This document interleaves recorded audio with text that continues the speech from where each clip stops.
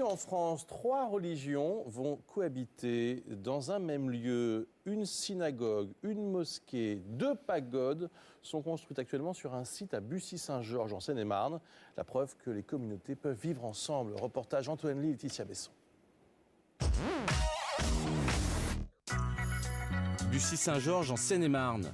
Un projet unique en France y a été lancé, rassemblés sur un même terrain différents lieux de culte. Musulmans, juifs et bouddhistes pourront prier en bons voisins. La mairie n'a pas participé financièrement à cette initiative en vertu de la loi de 1905, mais la soutient politiquement, quitte à se démarquer des débats sur la laïcité et l'identité nationale. Au contraire du climat actuel qui est fait après toute tension, d'appréhension, de suspicion, nous devions amener toutes ces communautés à être en dialogue permanent parce que ce climat serein qui s'établit rejaillit sur l'ensemble de la population de Bussy-Saint-Georges. Sur les 25 000 habitants, la moitié est issue de l'immigration. Le cosmopolitisme à Bussy, ça passe par les noms des rues, mais aussi par l'ouverture religieuse. Les musulmans, eux, verront leur mosquée sortir de terre d'ici 2 ans.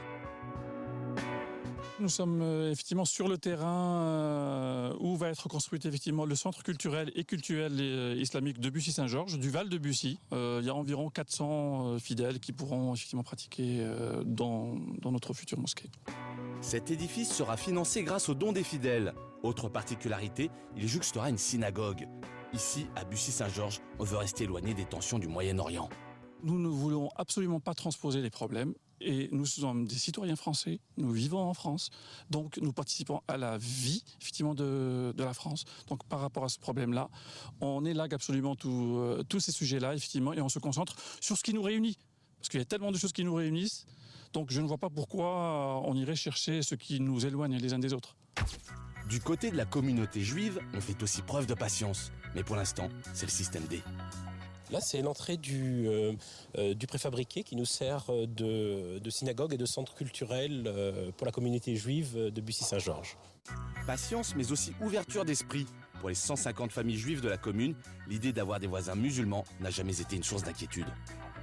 J'ai même été étonné parce que, en fait, l'aménageur public ou la mairie était peut-être plus concerné par ces problèmes et les ont levés que nous-mêmes. C'est-à-dire qu'ils nous ont posé la question, est-ce que ça pose un problème? Et finalement, on a été étonné de cette question parce que c'est un débat interne qu'on n'avait pas eu, parce qu'il n'y a pas de tension, pour l'instant, visible à Bussy-Saint-Georges. Sur ce site interreligieux se trouveront 2 pagodes bouddhistes, l'une taïwanaise et l'autre laotienne. Pour ces croyants d'origine asiatique, l'ouverture va au-delà des questions religieuses. La cohabitation, c'est bien, je pense que comme ça c'est animé. Il y a des échanges culturels qui sont prévus. Il y a des cours de cuisine, la danse traditionnelle. C'est l'occasion de mieux connaître. On connaît un petit peu, mais pas bien. L'un des secrets de ces bonnes relations entre les communautés, c'est l'urbanisation qui tient compte de la mixité sociale et qui évite les erreurs du passé. On a limité la hauteur des immeubles, il y a beaucoup de maisons, c'est aéré. Il n'y a pas de ghetto ou avec une densité importante de logements sociaux où les gens vivent dans une oppression et sous contrainte. Et donc, on peut pacifier les débats, mieux discuter, mieux échanger avec le voisinage. La grande absente de ce projet, c'est l'Église catholique. Mais elle a une bonne raison. Leur édifice venait tout juste d'être inauguré quand l'initiative interreligieuse a été lancée. Mais le curé soutient pleinement la démarche. Pour lui, il ne doit pas y avoir de compétition entre les religions.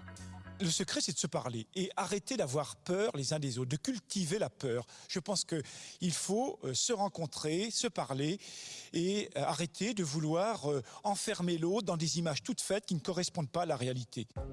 Des religions qui cohabitent dans une bonne entente, la preuve que les miracles existent. C'est une réponse concrète au débat sur la laïcité qu'on a connu. Le prêtre. Exactement. Le secret, c'est de se parler, pas de se téléphoner, Bruce. Oui. De se parler.